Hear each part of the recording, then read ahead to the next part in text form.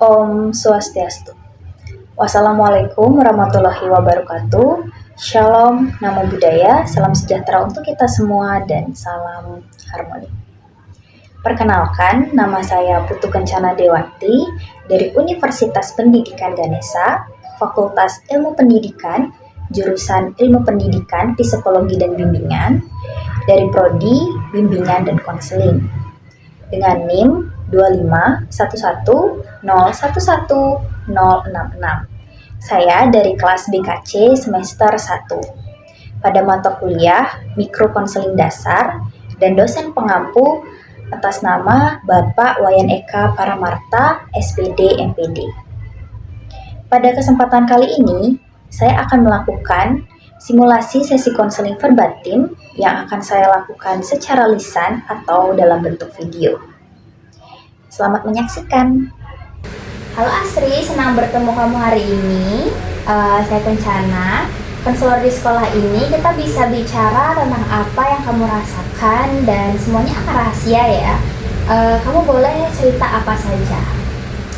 Halo Ibu, saya mau bercerita mengenai teman-teman saya yang mengejek-ngejek saya. Bagus Asri, ceritakan lebih detail kapan dan bagaimana mereka mengejek kamu. Mereka sering ngejek-ngejek saya kurus dan seperti tongkat dan mendorong-dorong saya ke lapangan saat istirahat berlangsung. Wah, itu kedengarannya menyakitkan ya. Kamu merasa bagaimana saat itu? Saya sedih dan malu juga Ibu. Saya tidak berani untuk mengejek balik mereka. Jadi kamu merasa sedih dan malu, tapi nggak berani melawan. Itu wajar. Asri, apalagi yang terjadi? Kadang-kadang mereka juga mengambil pensil-pensil saya ataupun buku terus menertawai saya. Jadi mereka mengambil barang kamu dan tertawa. Kamu pikir kenapa mereka melakukan itu? Mungkin karena saya tidak kuat Ibu dan mereka suka membuli saya. Jadi kamu pikir mereka melakukan itu karena kamu gak kuat. Itu pemikiran kamu ya? Bagaimana perasaan kamu setelahnya? Saya diam saja Ibu. Kadang saya lari-lari untuk menghindari mereka. Kamu takut dan gak mau ke sekolah. Itu pasti berat. Apa yang kamu lakukan saat mereka membuli kamu? Saya tidak mau bersekolah lagi Bu. Saya takut banget. Kamu takut dan gak mau ke sekolah, itu pasti berat. Apa yang kamu lakukan saat mereka membuli kamu? Saya kadang-kadang juga saya diam saja, tapi kadang-kadang saya juga berlari untuk menghindari mereka. Kamu diam atau lari? Kamu merasa aman saat lari? Ya sedikit aman, tetapi masih takut dikarenakan kadang-kadang mereka mengejar-ngejar saya. Baik Asri, jadi kamu diam atau lari untuk menghindari, tapi masih takut. Apa yang kamu inginkan agar ini berhenti? Saya mau mereka berhenti mengejek Bu. Mungkin kalau guru tahu. Kamu mau mereka berhenti dan mungkin guru bisa bantu. Itu ide bagus. Kamu pernah cerita ke orang tua? Bu, aku takut mereka marah padaku. Jadi kamu belum cerita ke orang tua karena kamu takut mereka marah.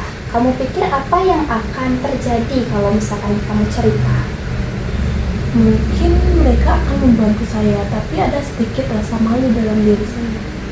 Jadi kamu malu, tapi mungkin mereka bisa bantu. Itu perasaan campur ya. Apa yang paling menyakitkan dari bully ini?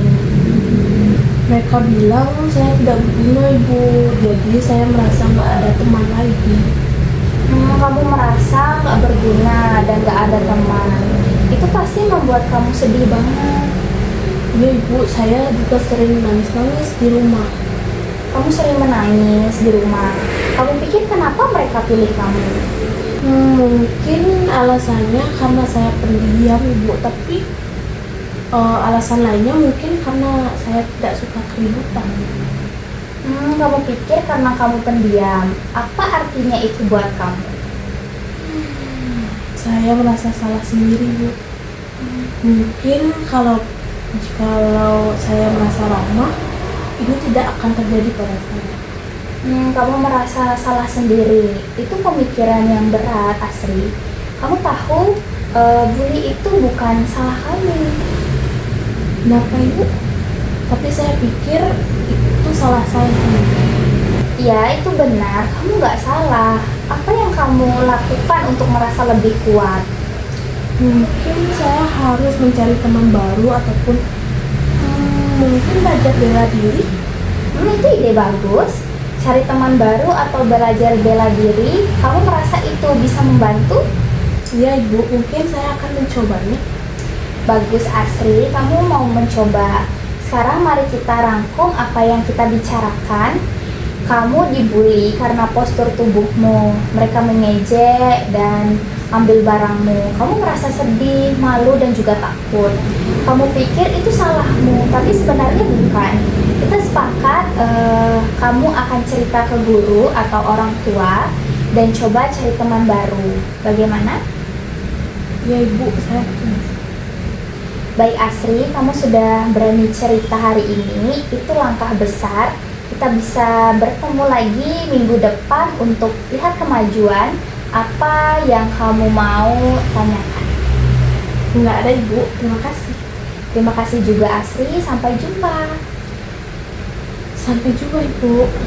Oh iya, satu lagi, Asri. Saya lihat kamu duduk tegang tadi, tapi sekarang lebih rileks. Itu bagus. Iya, Ibu, lebih enak sekarang. Bagus. Ingat, kalau ada apa-apa kamu bisa datang ke saya kapan saja ya. Iya, Ibu. Nah, jadi untuk tindak lanjut, kamu akan coba bicara ke guru besok ya. Kita sepakat itu. Iya, Ibu. Sempurna. Sesi kita selesai. Kamu hebat hari ini, Asri. Terima kasih, Ibu. Ya, sama-sama, Asri. Sampai jumpa. Sampai jumpa, Ibu. Baik, saya akan menjelaskan ide pokok dan solusi dari saya. Yang pertama, ide pokoknya.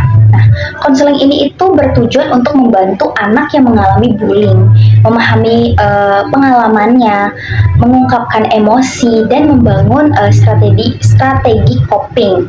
Ide pokok ini adalah bahwa bullying itu bukanlah kesalahan korban, melainkan masalah pelaku, sehingga konseling perlu diberdayakan untuk melaporkan dan mencari dukungan. Struktur konseling mengikuti tahap standar seperti pembukaan untuk membangun kepercayaan, eksplorasi untuk menggali detail masalah, kemudian pemahaman makna untuk membantu konseling merefleksikan dampak emosional dan kognitif.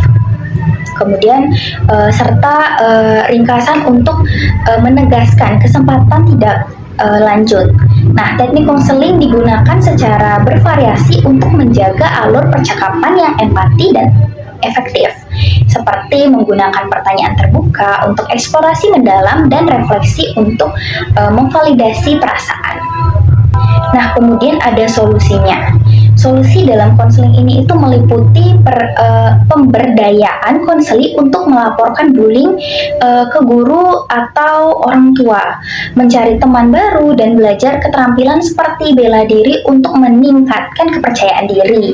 Kesepakatan tidak lanjut adalah konseling akan mencoba bicara ke guru di esok harinya dengan janji pertemuan lanjutan untuk memantau kemajuannya. Nah, ini tuh bertujuan mengurangi isolasi emosional dan mencegah bullying itu berlanjut sambil membangun resiliensi anak. Dalam praktik, solusi ini didasarkan pada pendekatan CBT atau Cognitive Behavioral Therapy ringan, di mana pemikiran negatif seperti salah sendiri diubah menjadi pemahaman positif dan tindakan konkret yang diambil untuk perubahan. Jika bullying parah, konselor dapat merujuk ke profesional kesehatan mental atau otoritas sekolah. Baik, sekian dari saya. Saya ucapkan terima kasih banyak telah menonton hingga akhir, dan saya mohon maaf jika ada salah kata maupun ada kesalahan. Saya tutup dengan para mesanti. Om Santi Santi Santi Om. Wassalamualaikum warahmatullahi wabarakatuh. Shalom, nama budaya, salam sejahtera untuk kita semua dan salam harmoni.